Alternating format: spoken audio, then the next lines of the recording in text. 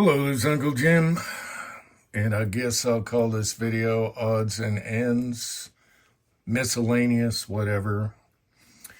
Anyway, I had some PMC brass. It was clean. I want to catch up with the other brass for a batch, and so they needed to be sized, trimmed, and prepped. And then I had a little baggie here that said primers don't fit. And that's because on the shell holder I have rounds ready to load that have Federal AR match primers in it. The AR is for harder primers, for ARs, free-floating firing pins. Anyway, what I found out with those primers is they're a little more persnickety. I don't know if they're a little wider or taller, but a few brass, the primers didn't want to go in right. And so on this leftover, I just had a little bit left over. I'm doing a little bit different on the primer pockets because I'm all caught up and shot up except for what's on the reloading tray, if that makes sense. So what I found was, and if the lights are blinking, my son is on the same circuit grinding and working on his welding stand. I'll show you that in a minute. So where was I? Okay, so I had some raw clean brass. Instead of lubing it with the homemade lube or Unique or whatever, I really like this Lee case lube because in a pinch, you can just put it on and it's dry to the touch and you don't have to re-clean them or tumble. So I just put a tiny bit in a baggie. It takes very little. And rubbed them around. And then took a Q-tip inside the necks on every other or every 5, whatever. And it works perfect. I've never had a stuck shell with the Lee. And it's water soluble. Anyway, I love that stuff. I'm sold on it now. And it works great in a pinch. You don't have to clean the brass. All right. So, get the prep station out. And what I want to do is focus on the primer pockets for this AR match so I can keep the same batches going. And so what I did was I have the primer pocket uniformer like all my other brass, but I also have the destaking, RCBS destaking fitting here. And it came in handy because I found a couple that actually touched. Normally it won't touch nothing, but it actually touched and just slightly chamfered that. Also, I had a few that the primer pocket uniformer was hard to, push down there. So obviously some of these were a little off, and that's why the maximum the Federal AR primers are like your maximum width or height. So this time I want to make sure I don't have a little baggie of a couple that wouldn't prime. And so I'm taking care of those. Anyway, that takes care of everything. So I'm just going by and doing that. Now, another thing is I had to change my sizing pins here. And I screwed this down hand tight, and I did about 5 of them. I better check. And I measured them, and I was like, damn, they're a little long, So instead of... they were coming out like 1.7 up to 6.0. And so I had to tighten this down a little more than hand tight. Now it's perfect. So at least my Lee stem here is 1.751. And they're coming out consistent. If you can see that, it's probably blurry. All right, do another one for you, and it's really consistent. I like the Lee trimmers. See, it's perfect, like that. So anyway, I'm just going along, Doing that, I'll do one. It might be a little noisy. And if it takes a little trimming, I don't mind going a hair slow. Doesn't matter, okay? Then I chamfer them and I make sure the pockets are uniform. You only have to do that once. And then just in case, the de-staking tool, sometimes you'll feel it chamfering and now everything will prime beautiful. All right, so there's that. Now let's talk about other stuff. So I only have that much left and I'm good to go. And we got something in the mail saying that your welding tank's gonna expire. You haven't renewed your lease or whatever, blah, blah, blah. And I'm like, what the hell is this? And it's been like 10, 11, 12 years since we did a lease for welding tanks.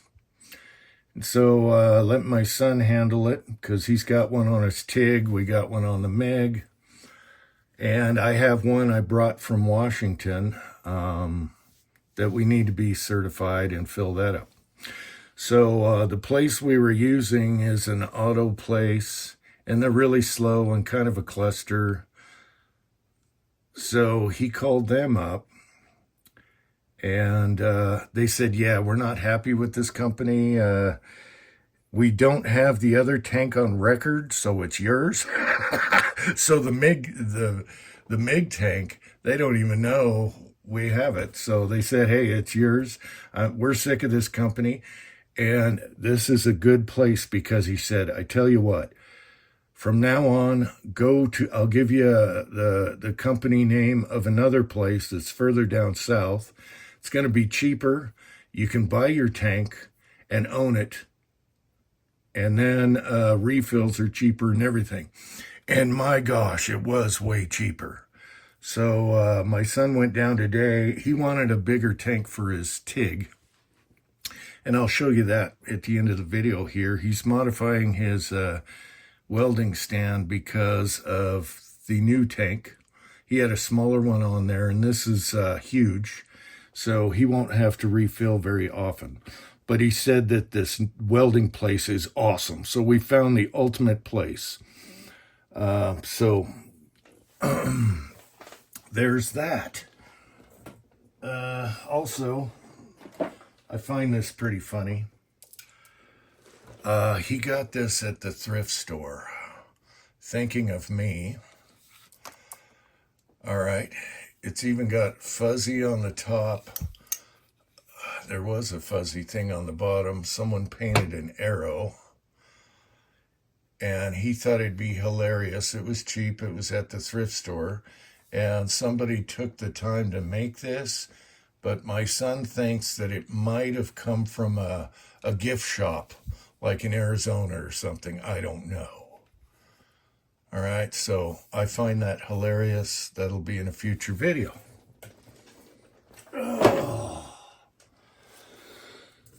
So we checked some other places, and it costs more to do the tanks and rent a tank, whatever. Now we own the tank. You can exchange it. They give you another one. They'll probably certify our old tank we brought here, which is a big one for MIG. And now he's got a gigantic tank for TIG. So he's not refilling for a long time, and we got a great place. All right, what else is in the news? Oh, here's something that really, are we focused? No. My wife asked me, she goes, you haven't bought a gun in a while. Why don't you go out and buy a new gun? Just keep it under $1,000. And I'm thinking, oh, wait a minute, what's up? And I said, no, I have enough guns. I don't need any more guns. She's like trying to talk me into it. So I know something's up. Well, it turns out she wants the backyard and driveway graveled in the back and side of the house. She wants a dump truck of gravel, whatever, a couple loads. couple dump truck loads, because it gets muddy in the wintertime. We did it when we moved in, and yeah, it's getting a little sloppy. I don't know where the gravel went, but so now I have to stress out about putting the bucket on the tractor and getting all that done before winter. And now I know. And I gave her shit about it. You're trying to bribe me over something. And then she came clean. This is marriage, people, especially if you've been together a long, long time. Anyway, I told her I don't need a gun, but I'll probably have to do the gravel anyway. So that's going to be fun. It's going to take a few weeks off of my life. There's lots to do before winter. I got to do valve jobs on the quads. The deck needs work. Oh. Anyway, okay, let's see if the son put the tank on the his stand, and we'll just finish it off there. All right, so if you have any problems like this, you can always double check like this. This is once fired PMC brass out of my guns, so nothing funky. And I really like PMC brass for 223, and I'm just trying to finish this last little bit. All right. Okay, speaking of Lee, I like the lube, especially in a pinch. Normally, like for ARs and AKs and stuff, I'll use a small base sizer, but I just bought the Lee set, and I'm totally happy with it in 223. So I use this for sizing instead of a small base RCBS or whatever. And it is done really well. The beauty of this over the others, if you ever had a case stuck when you're sizing and it's rammed in there stuck, the Lee is the easiest one, because all you have to do is loosen this gullet and tap her down and your brass will come out. Try that with an RCBS, which I love, but Lee is innovative in many ways. So I was very happy with this. As a matter of fact, here's some that is prepped. And I was talking about the AR primers, Federal. You got to cram these in sometime. I don't know why, but they're like oversized a little bit. But now we got that solved. And then I like the Wilson gauge, because you have a gauge at both ends. So the Lee does a perfect job on the turret. It's excellent. You don't have to fuss with it. Everything in and out. And then you have your other side. If you lay it on the table for your length, you got to lay it flush. I really like the Wilson case gauges. So there's that. Stuck cases, not a problem with these. Unscrew, tap her out. You know what I'm talking about if you've used others. All right. So I was totally happy, and it was cheap. And then I put this on in the previous video, which was also inexpensive. And I really like that. So there we go. And the turret. It's got to be my favorite. I have a Dillon right next to me, but this is my go-to favorite quick change caliber boom bang pow, as you can see. All right. All right, so this welding tank is huge. It's almost as tall as I am.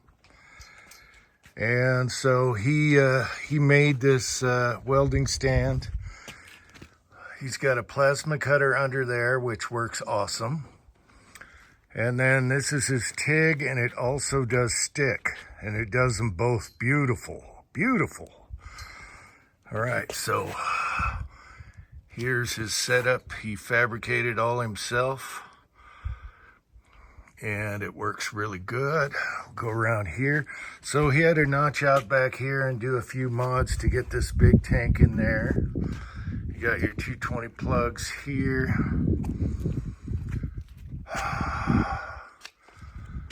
And there you go, pretty awesome. All right, let's take a look at his little fisher. We got to talk about this before we go. And last but not least, he acquired this little Fisher 20-pound anvil for small little detail jobs. He got this jack stand from the mechanic for free, along with some burn barrels. And he welded a stand that he bent on his press and then welded all that together so everything's strong. And then he's got the loop clamp on it that he made. And this little fisher is really cool. It was made in 1906. And then he welded a little bracket for his little jet rocket made by True Temper. Let's see that logo. We love old tools. I'm not getting it. Oh, there's the little rocket. You little bastard. Anyway, I hope you found that interesting. Until next time, America.